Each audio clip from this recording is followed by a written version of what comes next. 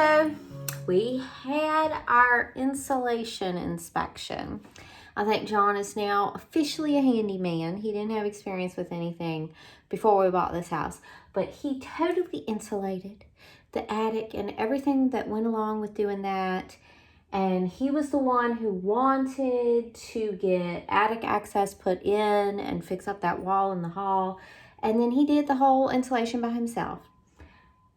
It passed. It passed perfectly. We're all good in the attic. So there is now, for the first time, officially only one more inspection to go before we can legally live in this house. So that's good. Now, you've been seeing me. I've been reclaiming the children's bedroom from the filth of construction and renovation. And that attic insulation. Bleh. So, I have been reclaiming. I finished that side of the room last time I was here.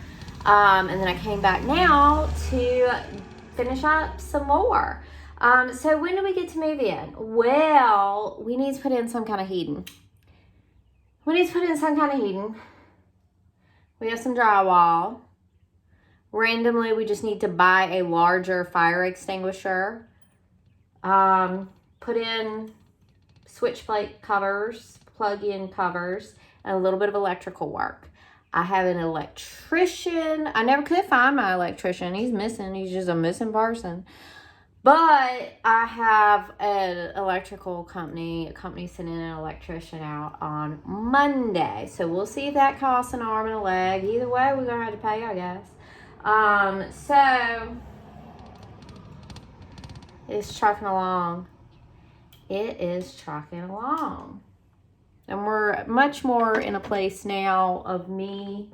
Now that the messy stuff is done, I'm cleaning, putting stuff away, can bring more stuff from the other house here and actually get rooms unpacked, ready to go. You know, I've got both the kids' beds here. We need to bring over their mattresses. You know, we're going to keep the mattresses at the barn, obviously, while we're sleeping there so they have something to sleep on. But just like much more in a place now where I can be working on finishing rooms and moving in, you know, even though it's not quite ready to be lived in. But here we are. I think I'm going to hang Tom's bulletin board and the clock that was so kindly gifted to us during our virtual home warming. I told y'all, all those home warming things are finally now warming the house. I had a battery in this. We've just been hanging it up in the barn.